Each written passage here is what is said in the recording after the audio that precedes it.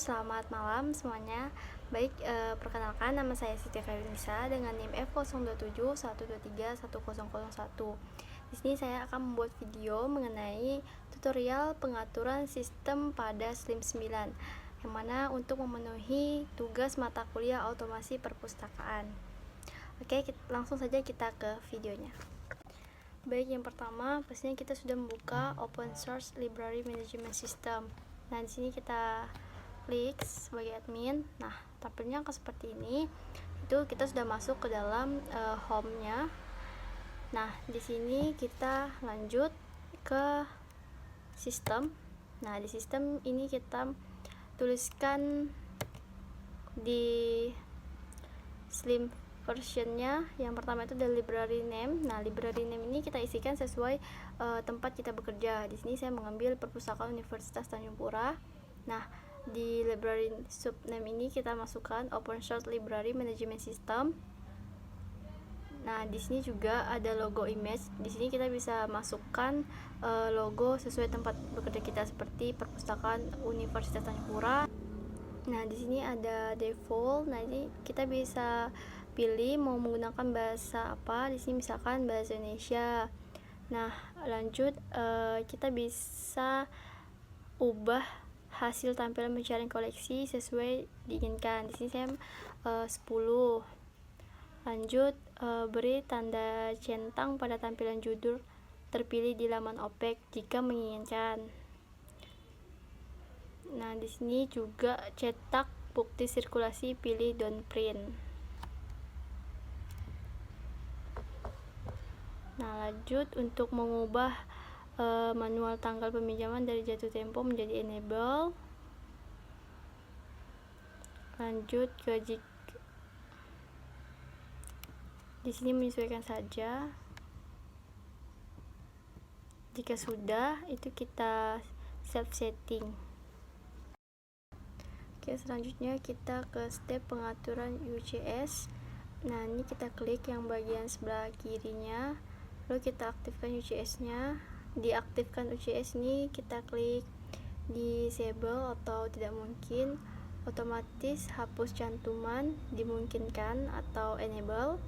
Nah, otomatis masukkan. Ini kita klik enable. Alamat peladen atau server address ini kita masukkan localhost UCS. ID peladennya SLIMSNOT. Kata sandi peladennya ini kita bisa masukkan yang seperti ini. Nah, nama peladennya SLIM Library. Setelah itu kita simpan pengaturan atau save setting. Nah, setelah itu kita masuk lagi ke bagian konten. Kita klik di bagian sebelah kirinya ini. Nah, ini untuk kita mengubah konten sesuai dengan keperluan perpustakaan. Caranya itu dengan mengklik tanda pensil yang di sini. Nah, ini sesuai keperluan aja mau diubah apa. Kalau sudah diklik itu kita klik edit. Nah, setelah diedit baru di save jika sudah selesai. Nah, di step selanjutnya kita bisa ke konten sebelah kiri ini, lalu kita bisa ubah konten sesuai dengan keperluan perpustakaan dengan cara klik tanda pensil. Nah, ini itu bisa kita klik di bagian tanda pensil ini, lalu kita edit. Setelah edit bisa langsung di save. Nah, selanjutnya itu kita klik di user group. Nah, di user group ini kita klik di bagian sebelah kanan ini ada add new group. Nah, di situ kita bisa ketikkan kelompok pengguna, misalnya dosen, mahasiswa. Nah, setelah itu kita geser tombol untuk menentukan hak istimewa. Apakah kelompok nama tersebut dapat membaca dan mengubah atau salah satunya saja. Nah, di sini di group name itu saya mengisikan mahasiswa saja. Nah, setelah sudah disetting, nah di bagian privilege-nya juga di sini saya ketikkan read. Setelah sudah itu kita save. Oke, jadi tampilannya akan seperti ini user group. Nah, setelah itu kita ke bagian library and system user. Diklik di bagian kiri juga. Nah, di situ kita klik add new user, lalu masukkan login username, real name, user tipe, dan email yang diinginkan berdasarkan data keanggotaan atau pemustaka dan pustakawan. Nah, ini saya sudah masukkan sebagai admin, login username-nya dan nama, user tipe, email, sosial media. Ini kita masukkan, dan jangan lupa untuk membuat password dan konfirmasi passwordnya. Setelah sudah semuanya, kita save. Nah, seperti jika sudah di save, kita lanjut ke holiday setting. Nah, di holiday setting ini ada 7 hari atau 1 minggu, yang mana kita bisa klik bagian liburnya. Nah, di sini saya klik di Saturday dan Sunday. Setelah di setting, jika ini hanya libur umum, jadi misalkan mau klik tambah hari libur khusus, maka akan muncul daftar hari libur khusus. Jadi untuk hari libur yang dimaksud tidak tersedia, maka klik add new special, and special holiday. Jika sudah, kita langsung klik save setting. Nah, selanjutnya itu kita ke step barcode generator. Nah, di sini buat kode barcode yang diinginkan. Misal ini saya menggunakan A10001. Nah, satu sesi pembuatan bisa 15 item kode barcode. Sudah selesai itu kita klik generate barcode untuk melakukan pencetakan barcode. Nah, di sini kita langsung cetak saja dan hasilnya seperti ini. Nah, lanjut ke sistem log. Nah, di sistem log ini kita digunakan untuk mencatat seluruh pergerakan yang dilakukan pada sistem seperti penambahan data, biografi, penambahan user, penghapusan koleksi, dan lain sebagainya. Nah, di sini ada, bisa kita lihat ya. Nah, di selanjutnya yaitu di database backup. Nah, ini kita klik mulai salinan baru. Nah, jika sudah, klik download untuk menyimpan file database. Lakukan secara rutin sebagai langkah antisipasi jika suatu waktu laptop terjadi masalah. Jadi kita klik kita download untuk menyimpan file database-nya yang di bagian kanan ini. Setelah itu, file tersedia dalam format SQL dan dapat di-save pada flash disk ataupun di-save pada cloud storage untuk dipergunakan bila harus berpindah komputer. Nah, jika sudah, maka data kita sudah terbackup. Oke, kita lanjut ke step kedua, yaitu menu keanggotaan pada Slim Boolean. Nah, di sini ada step pertama, itu ada member type. Nah, di sini kita buka member type. Di sini kita klik yang di atas ini, membership ya. Nah, kita buka di klik add new member type. Jika sudah, kita isi ruas member type name dengan tipe pemustaka, misalnya dosen atau mahasiswa itu bisa. Lanjut kita ke isi ruas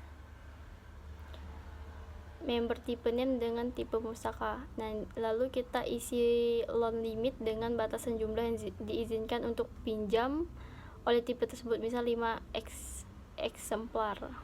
Nah, di sini saya sudah isikan pemustaka, saya izinkan 5. Lalu kita isi ruas loan periode dengan lama pinjamnya sesuai kebijakan, misalnya 14 hari.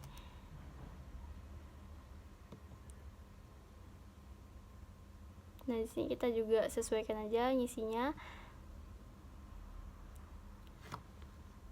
Nah, di sini kan ada ruas reserve limit dengan jumlah yang diizinkan, misalnya 2. Nah, di reborrow limit ini dengan berapa kali anggota tersebut dapat memperpanjang koleksi pinjamannya, misalnya 2 kali, artinya maksimal 28 hari perpanjangan koleksi dipinjam anggota. Nah, di sini. Lalu ke fin HD ini diisi dengan berapa biaya denda yang akan ditarik dari anggota per hari keterlambatan mengembalikannya. Nah, di sini ada overdue diisi dengan berapa hari toleransi keterlambatan diizinkan. Nah, jika sudah, kita klik save. Nah, lanjut ke step selanjutnya, yaitu tambah anggota. Nah, di tambah anggota ini kita masih di membership. Nah, di sini ada klik and new member. Nah, di sini kita isi ruas. Pertama itu member ID-nya dengan nomor unik, misalkan NIM mahasiswa. Nah, kita isikan NIM mahasiswa. Setelah itu kita isikan ruas member name sesuai dengan nama lengkap. Nah, di sini kita isikan nama lengkap, lalu kita isikan birthday sesuai dengan kelahiran. Lalu kita isi ruas member send dengan tanggal terhitung anggota mendaftar. Nah, ini bisa diisikan saja sesuai dengan arahan di sini. Jika sudah selesai, kita klik save. Nah, setelah itu kita masuk ke pendaftaran anggota secara mandiri. Nah, di sini kita bisa ke step pertama itu download plugin melalui link seperti di atas ini, bisa dilihat. Nah, seperti itu. Lalu kita klik link tersebut, lalu ada tulisan klik code. Nah, di sini ada code yang warna hijau ini, kita klik, lalu kita download menggunakan download zip. Setelah terdownload, kita ekstrak here atau ekstrak all. Nah, setelah selesai, kita rename foldernya itu, hilangkan kata masternya. Jika sudah hilang, kita cut, kemudian pastekan ke folder XAMPP, masuk ke htdocs, masuk lagi ke Slim 9 dan masuk lagi ke plugins. Lalu letakkan file tersebut di plugins. Jika sudah selesai, kita kembali ke menu sistem di Slim.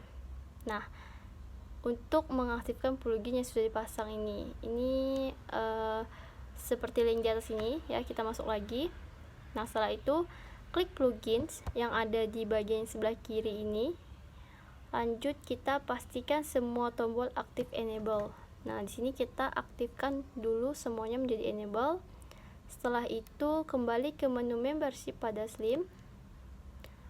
Maka menu daftar online sudah tersedia di bagian kiri ini. Baiklah, di sini kita sudah sampai di pengaturan untuk mengatur